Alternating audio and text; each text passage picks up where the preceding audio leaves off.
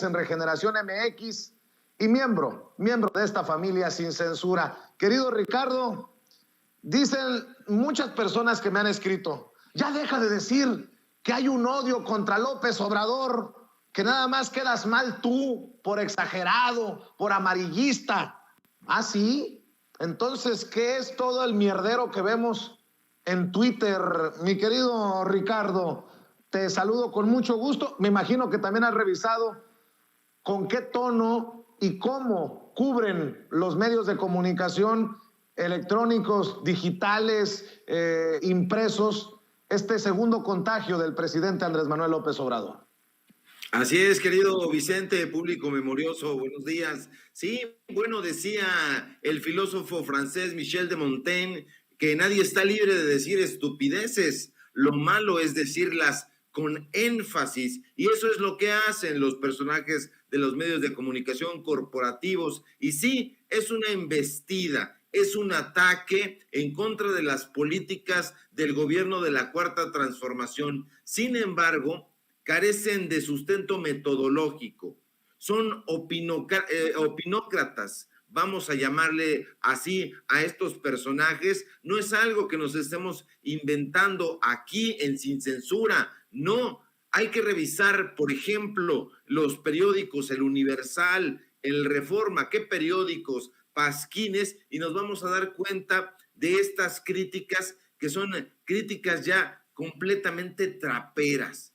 No hay ningún argumento que diga, a ver, estos son los programas de López Obrador, concretamente los programas sociales, esta es la reforma eléctrica que se plantea, esta es la crítica y esto es lo que nosotros proponemos. No, no se trata de eso, se trata de decir sandeces, se trata de apelar a la ignorancia, a lo que decía Martin Luther King, que pues bueno, no hay nada más peligroso que la ignorancia sincera y la estupidez concienzuda, y eso es lo que hacen. ¿Por qué? Porque como tú bien dijiste, en estos tweets no hay ningún buen mensaje, nada propositivo, nada positivo para la salud del presidente de México. Y no es que se trate de inhibir la crítica, es que hay que realizarla con muchísima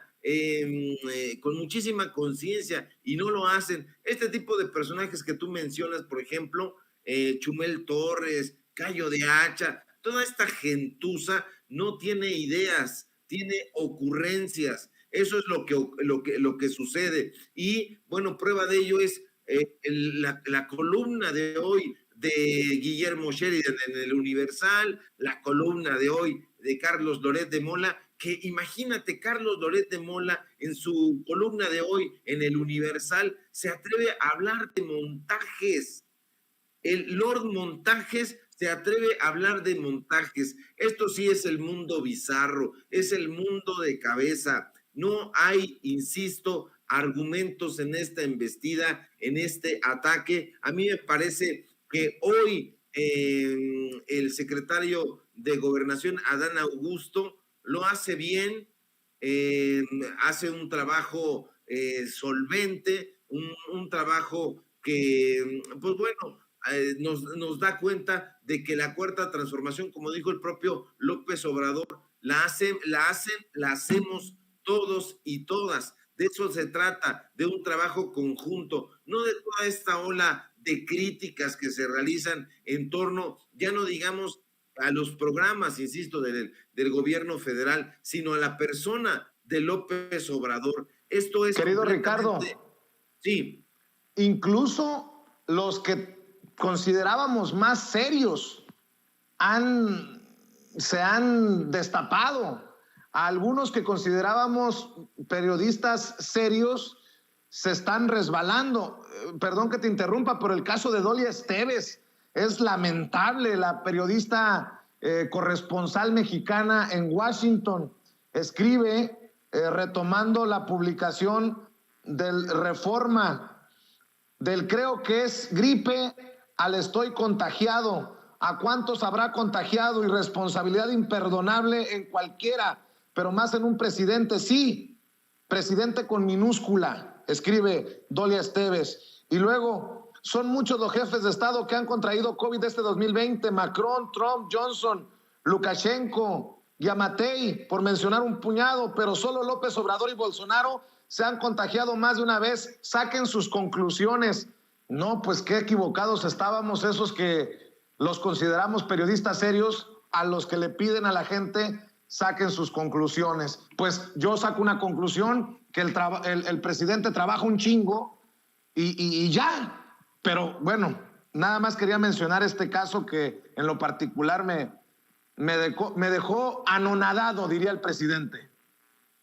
Así es. Bueno, estos personajes en realidad siempre han sido estúpidos, porque hay que recordar aquella frase de Francisco de Quevedo, pero no lo han leído. Nosotros sí hemos leído a Quevedo, y el público memorioso también, y Quevedo decía que todos los que parecen estúpidos lo son, y además también lo son la mitad de los que no lo parecen. Y este es el caso de Dolia Esteves. Esa es la realidad pura, dura y cruda, y eso les duele. Nosotros no tenemos eufemismos, nosotros hacemos críticas frontales, no estamos aquí en el periodismo para hacer amigos, y el presidente tampoco está aquí para enfrentar a todos esos personajes neoliberales que han sido lesivos en la historia de este país. Está aquí el gobierno de la Cuarta Transformación, y esa transformación que no pueden parar, que está en curso. ¿Para qué? Para quitar a esas élites del poder, para quitar a esos personajes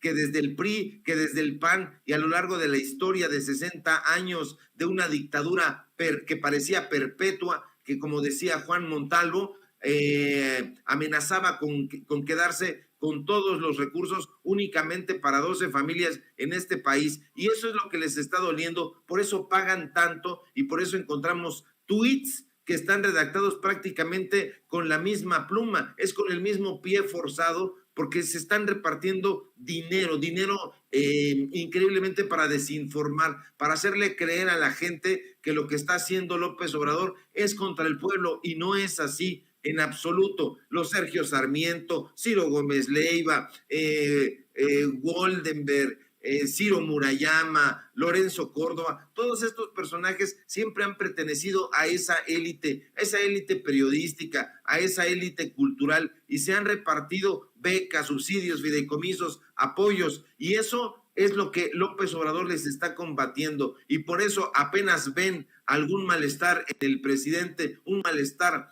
físico, un malestar médico, que como tú dices, es el resultado del trabajo que realiza de lunes a viernes y fines de semana, porque uno de los estúpidos periodistas que están acosando al presidente con preguntas sosas, le preguntó, y no hay forma de que en algún momento pueda parar. No, la transformación no se puede parar. ¿Cuántas personas han sido perjudicadas precisamente por este modelo neoliberal que imperó aquí desde hace cuánto? Pues bueno, mencionemos tan solo al jefe de la mafia del poder, como le dice López Obrador a Carlos Salinas de Gortari, y desde entonces se ha desvalijado a la nación en contra del pueblo mexicano. Darle becas a los niños sin que se les ponga el mote de talento, me parece la mar de bueno. Darle apoyo a los adultos mayores, a las mujeres, a las pequeñas, a los pequeños empresarios, me parece lo mejor que se está haciendo, pero eso no lo van a destacar en los medios de comunicación corporativos, que están aquí una y otra vez haciendo burla, haciendo sarcasmo, pero que no aportan datos duros. El periodismo social tiene que ser esto y no otra cosa. Y ese tipo de ejercicios no lo realizan estos personajes. ¿Qué lejos estamos de aquel periodismo que en algún momento se practicó en el siglo XIX y a principios del siglo XX mexicano en este país? ¿Qué lejos estamos de los grandes pensadores, como decía hace un momento Toño? Hablaba de la raza de bronce, hablaba de la raza cósmica. ¿Qué lejos estamos de Justo Sierra? ¿Qué lejos estamos de José Vasconcelos, de Samuel Ramos? No, ahora tenemos a estos personajes imbéciles, idiotas como Chumel Torres, y no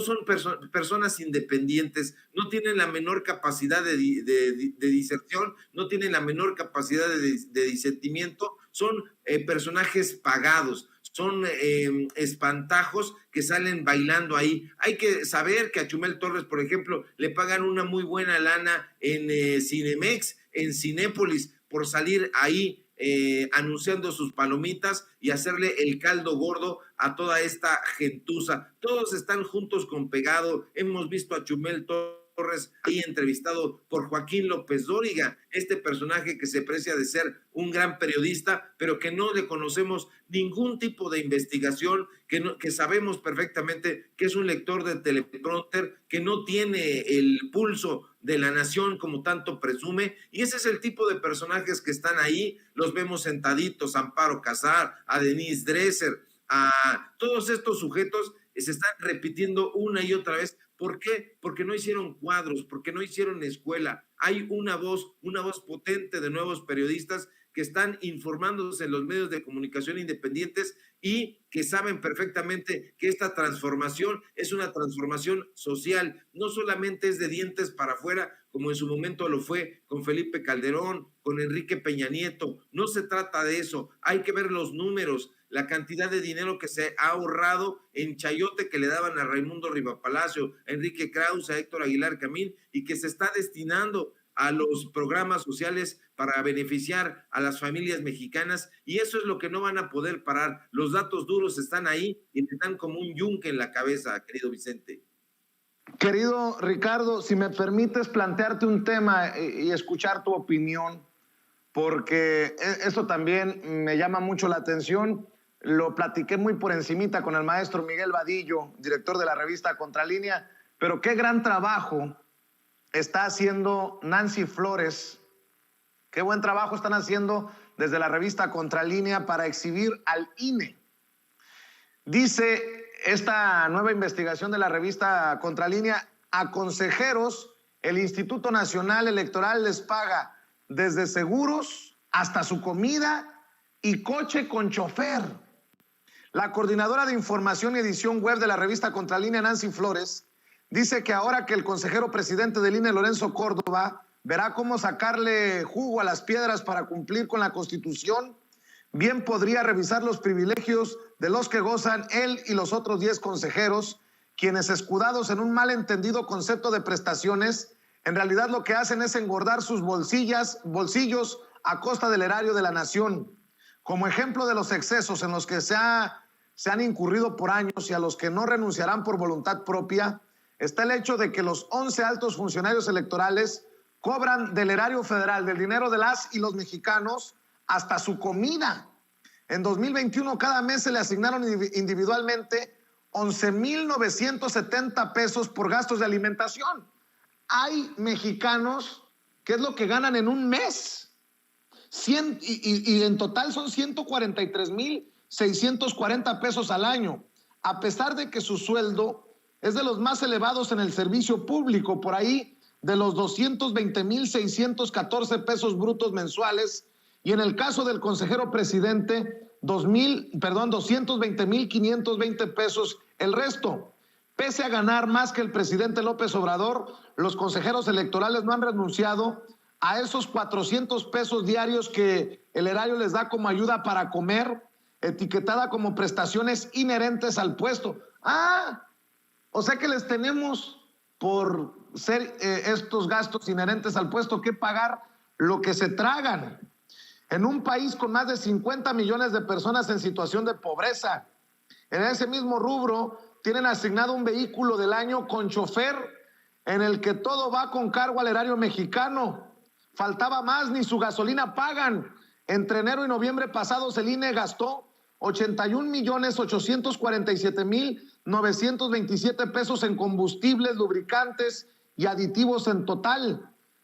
No, pues dame tu opinión, Ricardo Sevilla. Yo sé que hemos sido muy críticos desde estas trincheras, desde Regeneración, desde Sin Censura, pero esto ya raya en mentada de madre para el pueblo de México, con tantos pobres, y que a los consejeros del INE les paguemos hasta, y no me imagino que comen en la fonda de la esquina, hasta lo que van a comer a sus restaurantitos más o menos, ¿no?